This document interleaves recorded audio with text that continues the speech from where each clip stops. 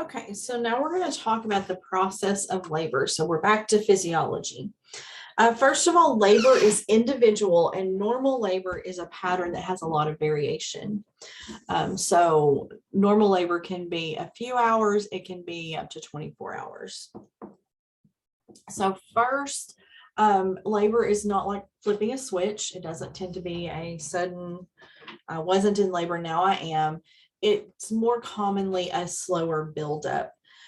Before labor, we may have some things happen. We have an increase in Braxton Hicks contractions. The uterus actually contracts throughout pregnancy, and most patients become aware of those somewhere around 16, 18 weeks. And those contractions get more regular and more frequent through pregnancy, and then sort of gradually change into labor contractions for most patients. So there's an increase in Braxton Hicks contractions. That lightening, the fetus may engage, and so it drops. So now they can breathe again. They have room for food again. They may have an urge to nest and get projects done around the house. Diarrhea is common because of the prostaglandins, and a lot of people pre-labor have some cervical change. They may have softening of the cervix and then some effacement and dilation. Labor itself is divided into 4 stages. Stage 1 is dilation from 0 to 10. Okay, so dilation to completely dilated, no cervix palpable, is stage 1. It's the longest stage of labor, and it's divided into phases. So in the latent phase, dilation tends to be really slow. It's mostly effacement. The contractions are mild and not real frequent. The patient may be excited to be in labor, or they may be anxious. As it progresses, we move into active labor. The dilation picks up speed. The contractions get closer and stronger. They require a little bit more focus to get through. Effacement completes, and dilation picks up speed. So I want to talk about cervical effacement and dilation. Okay, so the cervix is the lower, it's actually part of the uterus. Here's the lower segment. The cervix is part of the lower segment of the uterus. Okay, so when we talk about dilation, we're not talking about the vagina. Okay, the vagina is the vaginal vault, leads from the uterus to the outside. That actually is lined with rugae, and so when the baby's moving down, the vagina tends to unfold around the baby pretty easily. It's the cervix that takes longer to dilate. Okay, so when we talk about dilation, we're talking about this opening here. Here's the internal os and the external os. We're talking about this and the progress of opening. So here you can see this is closed. This is still closed, but the cervix is thinner. We'll talk about that in a minute.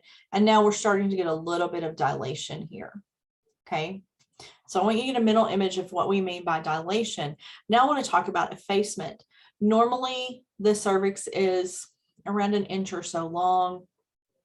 And when labor begins, the contractions actually pull the muscle up. So the muscle is pulling upward, and that pulls tissue, that pulls muscle out of the cervix. So we start out long, and then as that muscle is pulled up higher in the uterus, okay, so imagine the muscles contracting and it's pulling.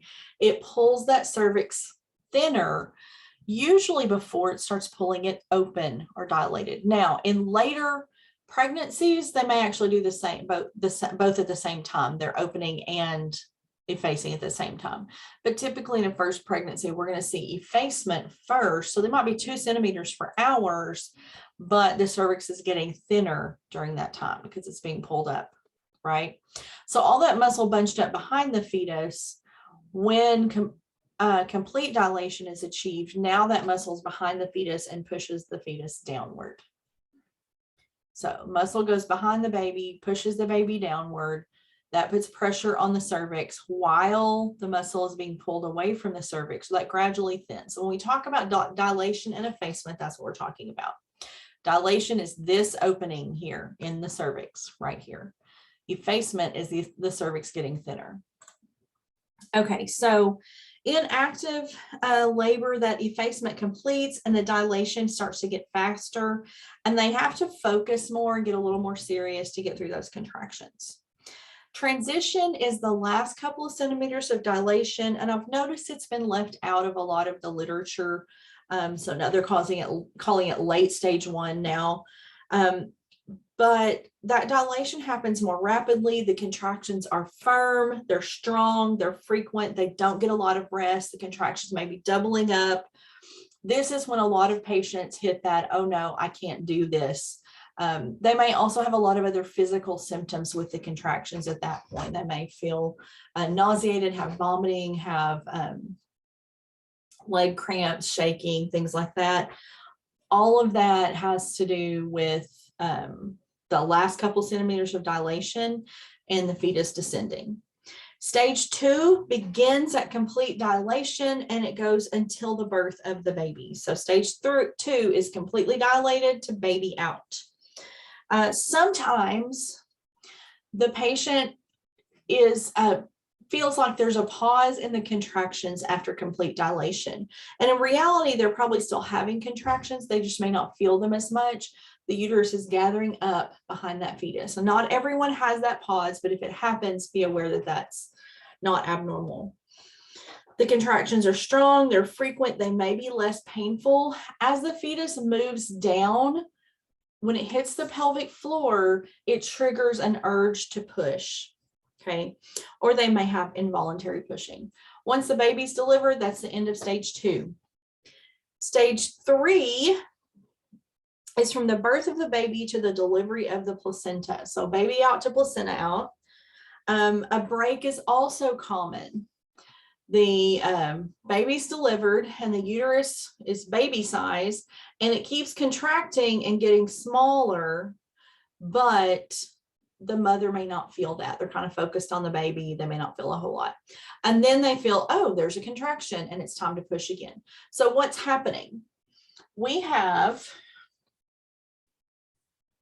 on the inside of the uterus, remember the placenta is implanted, and as we contract down smaller, it peels the uterus away from, or peels the placenta away from the uterine wall. So the contraction will peel off the placenta, if that makes sense. I'm describing what I have here with me to demonstrate. So what happens, uterus is getting smaller, at some point peels the placenta off the wall enough. Now there's some bleeding behind there. That peels it off even more. Placenta is detached. From the outside, we may see a gush of blood and then the cord looks like it gets longer. That means the placenta is moving down and then the placenta is delivered. Stage 4 is from the time that the placenta is delivered for the first hour or so, or hour or two of recovery. And then it's really important that the uterus contracts to maintain hemorrhage, or to prevent hemorrhage, to maintain hemostasis. They also will have some diuresis, and we'll talk about what the newborn's doing in a bit, but the newborn has to switch to breathing. So I want to talk for a minute about the uterus. The uterine muscle is made with crisscross fibers, okay? So, and it's a really strong muscle. So when it contracts, it pushes the baby out, then it contracts some more to detach the placenta delivers. Now, do you remember that behind the placenta is a lake of blood, okay?